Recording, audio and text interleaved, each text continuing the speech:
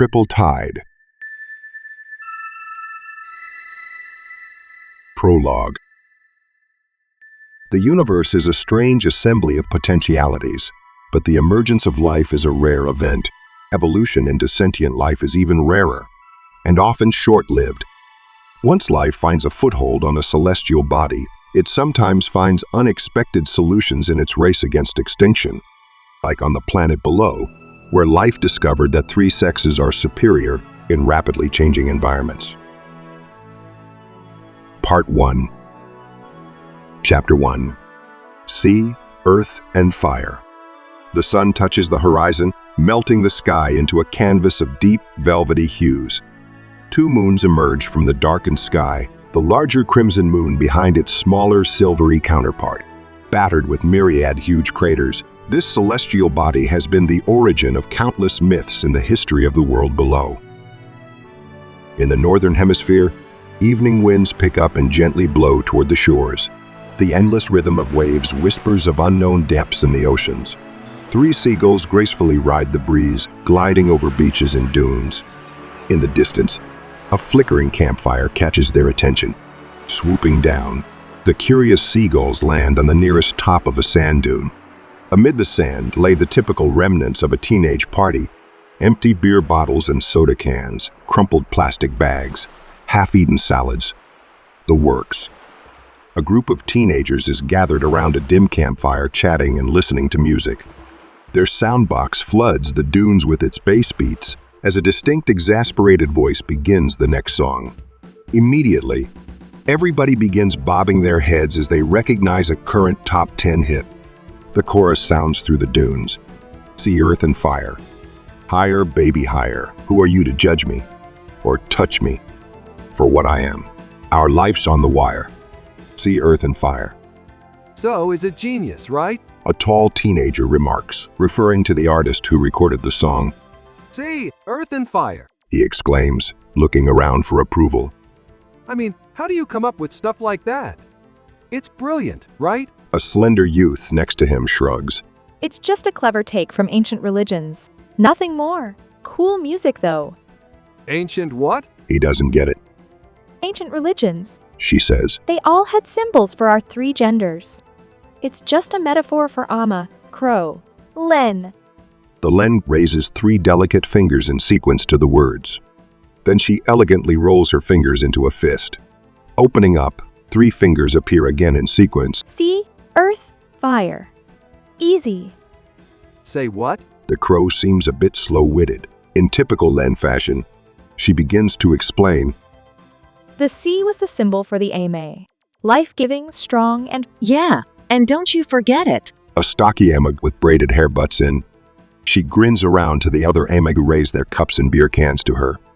So, what are we, Crow? The crow asks. Can't be fire. Must be Earth, right? Solid.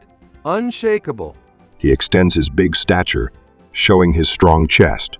Sounds about right to me. Burps another crow teen. He fist bumps his friend and reaches for another beer. The clang of beer bottles sounds through the pumping beats of the song. Waving the crow off, the Amma asks the Len. Yeah, whatever. But what's with the fire for Len? She shakes her head incomprehensibly, braids flying around her neck. So we can burn your asses up with our smarts. The Len laughs. She pushes a log deeper into the fire and the fine scent of burnt pine resin spreads through the air. Pointing at the ember glow of the fire, she says, No, but seriously. It's because fire symbolizes transformation like wood to light. We're transforming stuff, she grins at the Amma. like all smart and innovative. Lying back down, she folds her slender arms under her head. Looking up at the crow, she tells him, See? It's just a clever adaptation of religious mumbo-jumbo. Go forth and multiply. It's as old as our civilization. You need triples to grow a population. The old religions knew that. So why not idolize the act with some cool symbols? Gazing into the fire, she muses. On Ranth, it would be water for me. She points at the braided Amma. You'd be sun. And pointing at the crow, she says, And you'd be sand. So pick your poison. Makes sense with all the deserts down there. The young crow replies, stomping his right foot in rhythm to the driving beats of the song. Gazing into the night sky, the Len wonders, I don't even know what the early Verlorens had as gender symbols. Probably a jaguar, a waterfall, and some freaky tree? Then she turns to the crow and smirks at him. Anyways, sun, sand, and water, higher baby higher, just doesn't have the same ring to it, does it? It may if you're from Rat. The crow muses. But now the song reaches its final lines, and they begin to chant the chorus, rocked by the driving beats. The night winds rustle through the reed grass as the smoke from the dying fire twirls toward the sky. Sea, earth, and fire, higher baby higher. Gods, I love this song. Corin does too. He's so sweet with his cute smile. And these broad crow shoulders. His legs. Arya's thoughts begin to drift, her Amma instincts appreciating the solid build of the crow. Blushing inside, she guides her meandering thoughts to less passionate grounds. I bet a black shirt with rolled up sleeves would look awesome on him. Should I tell him? Would it be awkward? Would it be cool? If I only knew. He seems to be okay with fashion, although his shoes need to be shot and buried 6 feet under. What if he... Oh no, he's looking at me. Quick, do something. Sitting in the sand with drawn-up knees, Arya enthusiastically pumps her fist in the air to the beat of the music. Leaning forward, she begins to rock her head up and down. Unfortunately, she forgot about the height of her knees, instantly smashing her forehead into her right knee. No one else seems to hear the resounding thud that ended her head-banging move. She saves herself the embarrassment by just keeping her head down on her knee, fists still pumping the air. Arya, you stupid bitch. She chastises herself. Be a cool Amma. Be cool. Corin stumbles to his feet, catches his balance and yells with a booming voice. Yay, baby! Who are you to judge me? Displaying his young crow body with undeniable pride, Corin slowly turns in a circle, hands raised like a victorious boxer. His body is indeed in very good shape. Broad-shouldered, tall, long legs, the quintessential embodiment of a crow. Yeah, who are you to judge me, right? He nods to the world in general as the song ends, lowering his arms in thought. My. Arya sighs, trying not to look at Corin's hips for too long. Now this is how a crow should look like. He, him, and maybe Evren could make a wonderful triple.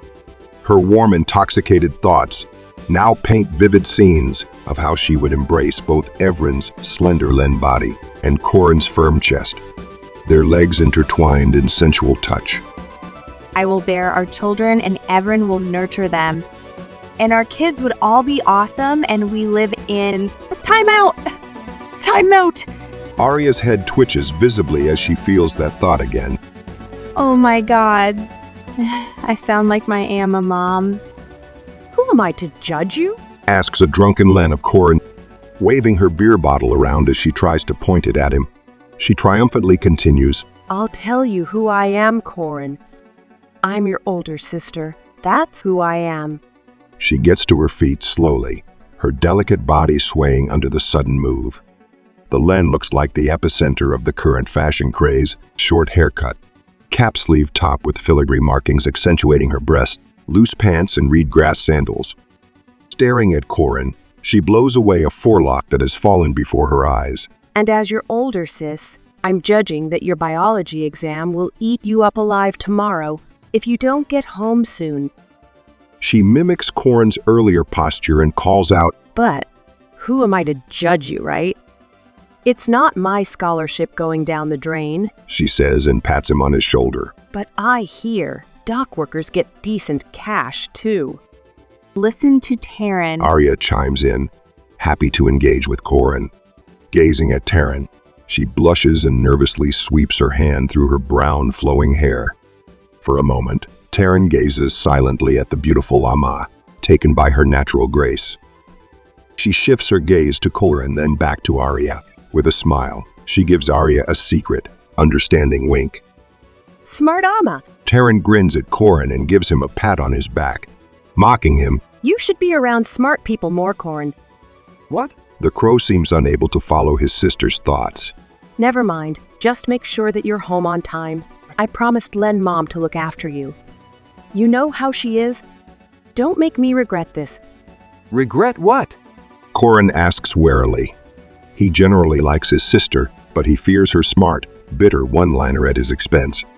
Sometimes they went right past his emotional barriers. Sometimes they went right over his head, especially when he was drunk. Taryn cocks her head coyly, forms a heart with her hands, and rapidly bats her eyelashes. Make me regret that I'm leaving you here without my loving care. She sweetly purrs with a heavy dose of irony. Looking around at the teenage mayhem, she adds, And you people have to clean up this mess. I'm out. Lifting her hand in goodbye, Taryn makes her way through the group of teenagers. What? Corin can't follow any line of thought at the moment. Corin, you're drunk. Evren states matter-of-factly. She still lays on the ground in a relaxed pose, her slender legs crossed and arms folded behind her head. Brown hair strands frame her high cheekbones. Her enigmatic almond-like eyes gaze up at her good friend. Damn right I am. Corin replies confidently and looks down at her, gently swaying. Taller than most Len, Evren's slender frame has attracted Corin for some time. Yet, their friendship is built on something deeper. Behind Corin's primate me much crow attitude, Evren found a gentle, sometimes naive, but always honest and caring crow. Corin knows that Evren is one of the few who dares to put him in his place when necessary, and that she is strong enough to keep him out of trouble, the sort of trouble that inevitably follows brash decision-making on his side. Yeah, I'm really good at that. Corin ponders as he reaches down, offering a hand to Evren. She clasps his forearm and gets pulled up like a marionette. Easy now, big fella. Evren mumbles, half drunk, half tired. With a hearty yawn, she looks around the teenage chaos. The smell of the burnt-out ashes dissipates from the dying fire. 3 seagulls fight over a plastic bag on a dune top. Evren spots Corin's sister Taryn in the distance, listening to a small hooded crow. The young crow holds out his hands pleadingly, but Taryn only sympathetically touches his shoulder, giving him a resigned head shake. Then she walks on, leaving him standing alone. He buries his hands in his hoodie pockets again and lowers his head in thought. Evren stretches her arms in the air and yawns. Well, it was a nice evening. But you heard your sis, Corin. We'll be getting chewed up by this exam tomorrow, if we don't get some shut-eye. Frowning uneasily, she accepts the fact that this exam could decide her fate as a future robotic designer. There is still time to make up for a bad mark tomorrow, but the margin for error narrows. I need to be sharp. Evren says. Damn, I hope it's not all about genetics. Another Len nods and adds. Me? I hate reproduction. That remark sets a sly grin on her friends' faces. Oh, come on, you children! The young Len calls out. I meant I hate questions about it.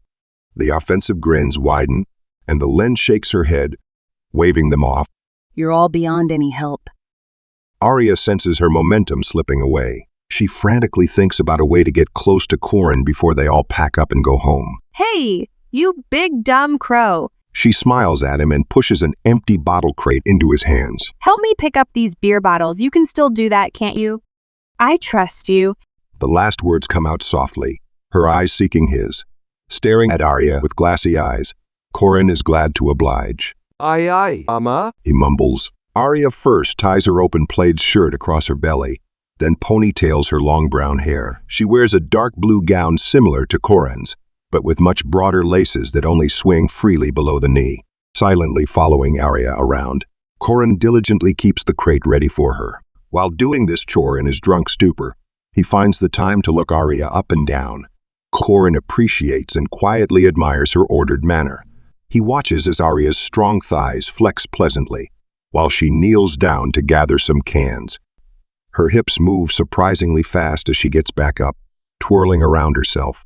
Arya's open shirt unveils her chest and its distinctive Emma anatomy. A single broad muscle spans the chest from side to side, gracefully tapering off toward her shoulders. This feature gives all Emma their immense arm strength. In his drunken haze, Corin's instincts just accept her breast muscle as nature's neon sign that beckons, "Welcome. I give birth to your offspring." Nice stocky build. Not a bad aim. Not bad at all. he thinks, smiling drunkenly at Arya. He's smiling at me. Arya's heart skips a beat as she turns away to pick up beer bottles. Looking around, she notices the Kakie Mag who talked to Evren about the gender thing. Her name is Pris. She is in a triple with Corin and Evren, but from what Arya hears, it is nothing serious. Pris now talks to a small Len, barely her height. She pulls her close in a headlock and rubs her forehead, laughing. Then she releases her, but takes her by the hand like a little child, pulling her toward a crow. They seem to be heading for a dune next to the path that leads back to the road. What do I do? Pris is out of the picture. What do I do? Arya sees her chances dwindling by the minute. Everything will be cleaned up soon. They will all leave. I know. I'll help Corin and Evren carry the crate and stuff back to the bus station. Crunch time. Amma, let's do this. With everybody chipping in, the kids clean up the place quite fast. They are the first generation who learned from a young age that environmental privileges are not a right, but a duty for all. Protect what matters, and this bunch covers its tracks pretty well. After a short time, all that is left are the last smoldering logs of the campfire. The first kids start to leave the dunes with their garbage bags over their shoulders. Corin grabs the soundbox and stuffs it into his large backpack. He looks at Evren, who waits for him with a crate at her feet. So, baby, you're set for tomorrow? As ready as I'll ever be. Searching the site, she asks Corin. Where's Pris? The last time she saw Pris was with the Len Cayman, I guess we'll see her at the bus stop. she says, reaching for Corin's hand. Suddenly, Arya steps in between them and links her arms with theirs. Smiling left and right, she coyly asks, A crow and a Len all alone? Are you lost? Come on, guys. I'll help you carry the crates and stuff. Evren looks at Corin, who nonchalantly uses a full crate to scratch his knee one-handed. Okay? Evren slowly replies as she senses where this is going. Rationally, letting Corin go by himself would be a smart choice. Letting Arya go and looking for a way out would be a smart choice. Unfortunately, all smart choices ricochet off the touch of Arya's warm, strong arms and her soft hips. Her perfume intoxicates Evren, even more than the alcohol in her blood. Sensing a crow and an Amma in her embrace, Evren's instincts tell her to wait, letting the others take the lead. Arya's perfume lingers in the air and mixes with Corin's familiar scent. Evren looks uneasily over at Corin, torn between bodily desire and conscious thought. By the hazy look in his eyes, she knows the likely outcome of their encounter. Corin glances over Arya's head to Evren and wonders if Arya would make out with them, right here and now. Probably. He grins self-assured. Everybody wants to, right? His conscience takes exactly this moment to throw a wrench into his steam-driven thought machinery. Pris, the name of their triple partner, instantly cuts through his fantasies and sets questions in motion like, Would she be okay with it? followed by answers like, Are you fucking serious? She too is an Amma, dimwit. yet more questions bubble to the surface of his drunken mind. Would she find out? And even more urgent, Where is she now?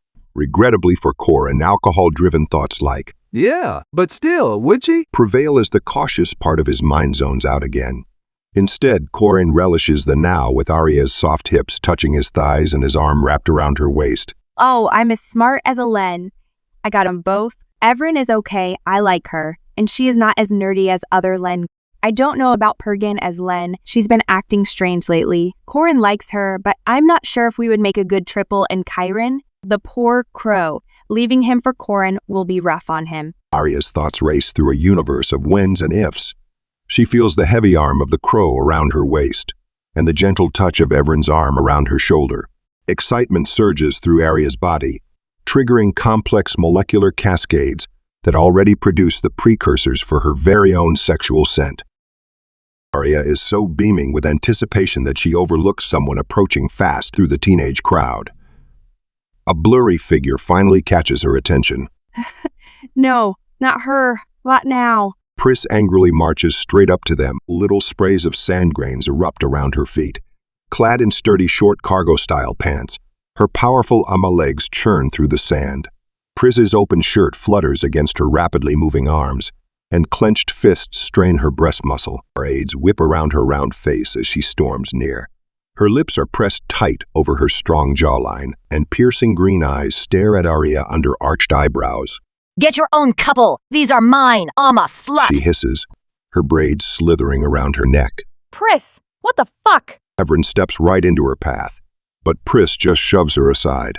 Then Corin steps up and stops Pris in her tracks. He quickly bear hugs her before she can react. Whoa, baby, slow down. He calls out with a heavy smell of alcohol on his breath. He cradles her with his strong arms and gently says, There, calm down. All good. Arya's just a friend, This infuriates Pris even more. She wrestles herself free and growls. Don't give me that crap, Corin. And you! She points at Evren, who flinches and slowly lets go of Arya's shoulder, leaning away from her body. How could you do this to us? We three are perfect for each other. Wait a minute. How could I do what? Evren asks, irritated. Distancing her from Arya even more, she raises her hands defensively. All I see are some friends that had a few beers and are now going home. Cuddly hugs included. Evren silently curses Corin for getting her in trouble yet again.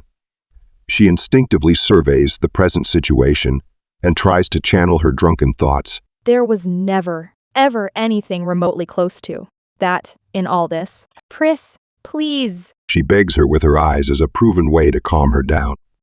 At that moment, Arya's timid voice sounds. I just wanted, walk them to the bus and... Arya's voice trails off under Pris's staring gaze. You shut up. As she snarls, involuntarily opening and closing her fist like claws. Her initial wave of momentum is broken by Corin's embrace and Evren's pleading, but her furious face is still a chilling warning that violence is a very real option in the near future. Pris, please.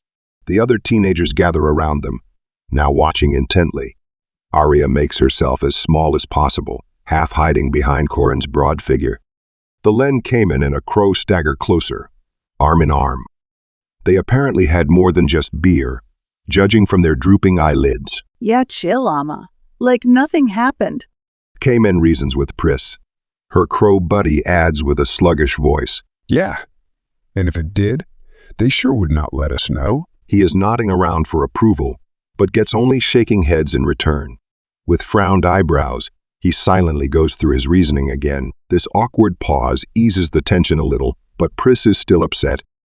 I'm getting the two of you home now, away from this. She waves in Arya's general direction. Both of you have a pretty important exam tomorrow, don't you? Let's go. I'll make sure nothing happens to you in the dunes. She does not even try to conceal what she really means. Arya turns away, pretending to check the site one last time for leftover garbage. Not daring to turn back, she hears them walk away. A quick glance over her shoulder shows the triple trotting through the nightly dunes.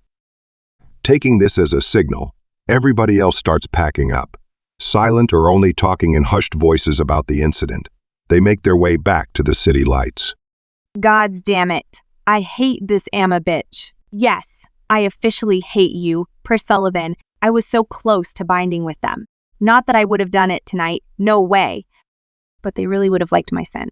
I know it. Arya sighs disillusioned and flips on her arm clip light as she follows the others on the winding path back to the road.